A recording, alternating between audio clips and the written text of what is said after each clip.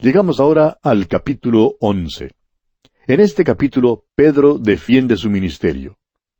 Y el Evangelio avanza hasta Antioquía. Parece que las noticias de que los gentiles habían recibido la palabra de Dios no causaron mucho gozo en la iglesia en Jerusalén. Y demandan entonces una explicación de parte de Pedro sobre su conducta, y por tanto él defiende su ministerio. Creemos que en realidad le fue difícil a Simón Pedro hacer esto. Leamos pues los primeros 3 versículos de este capítulo 11 de los Hechos.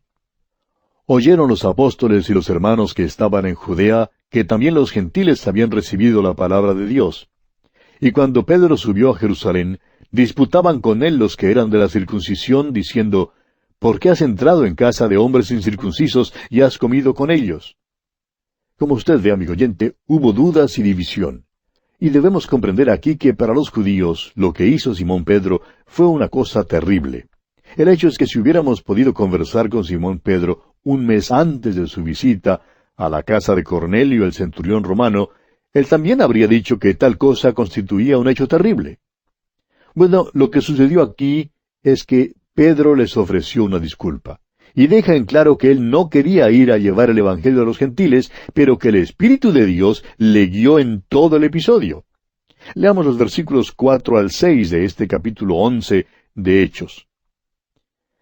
Entonces comenzó Pedro a contarles por orden lo sucedido, diciendo, Estaba yo en la ciudad de Jope orando, y vi en éxtasis una visión, algo semejante a un gran lienzo que descendía, que por las 4 puntas era bajado del cielo, y venía hasta mí. Cuando fijé en él los ojos, consideré y vi cuadrúpedos terrestres, y fieras, y reptiles, y aves del cielo.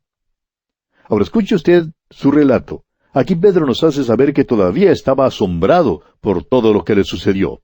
Continuemos con los versículos 7 al 18.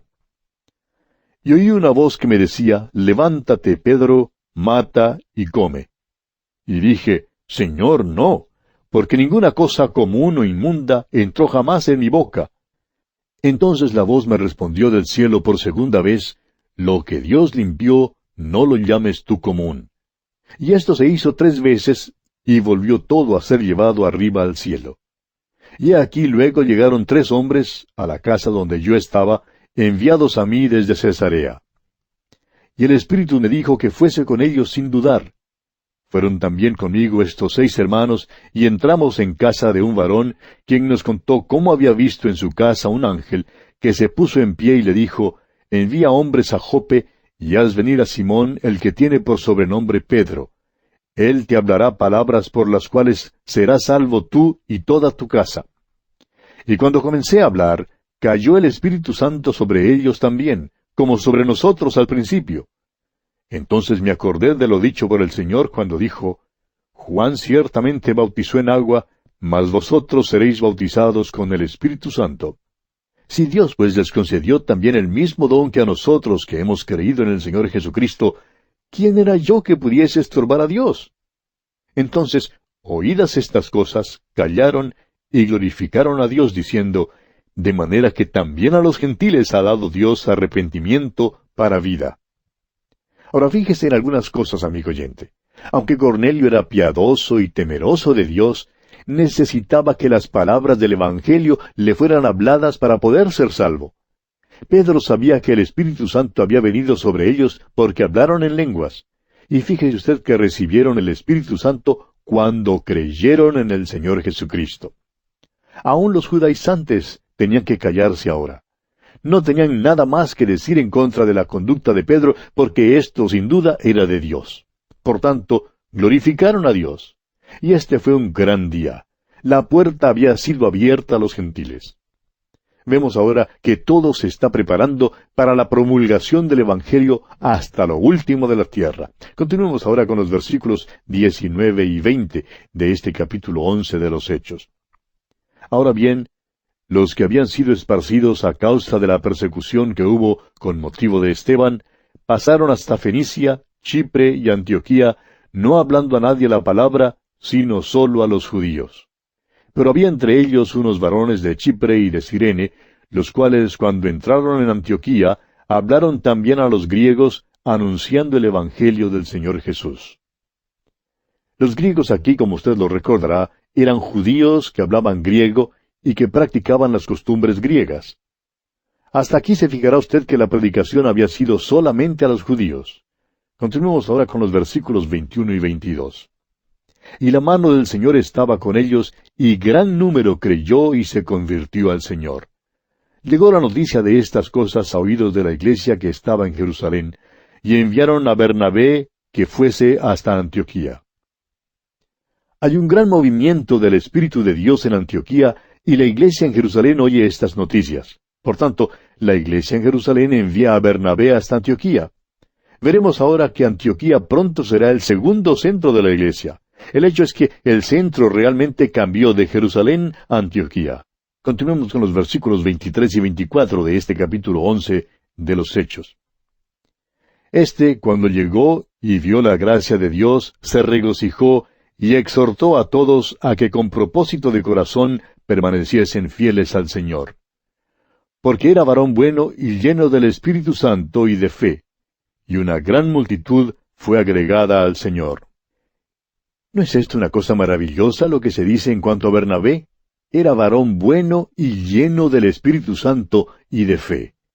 Y amigo oyente, no hay motivo alguno para que todo cristiano no sea un hombre bueno, a menos que sea una mujer, y entonces ella será una mujer buena.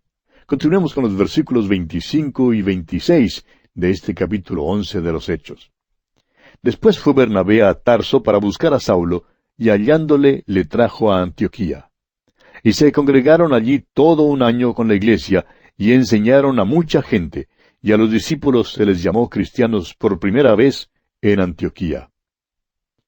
Bernabé tuvo que ir para buscar a Saulo y traerlo. Sin embargo, descubrió que Saulo estaba un poco reticente para venir.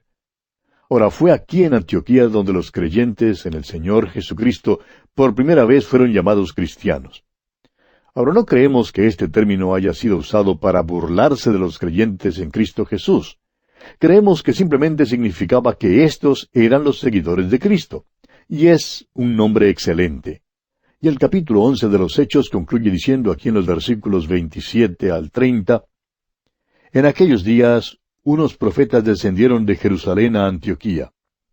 Y levantándose uno de ellos, llamado Agabo, daba a entender por el Espíritu que vendría una gran hambre en toda la tierra habitada, la cual sucedió en tiempo de Claudio. Entonces los discípulos, cada uno conforme a lo que tenía, determinaron enviar socorro a los hermanos que habitaban en Judea, lo cual en efecto hicieron, enviándolo a los ancianos por mano de Bernabé y de Saulo. El incidente que se registra aquí también es verificado por la historia secular. Hubo un hambre general, pero su efecto se sintió especialmente en Jerusalén, donde la iglesia había sido grandemente perseguida. Sufrían una necesidad deplorable durante este tiempo.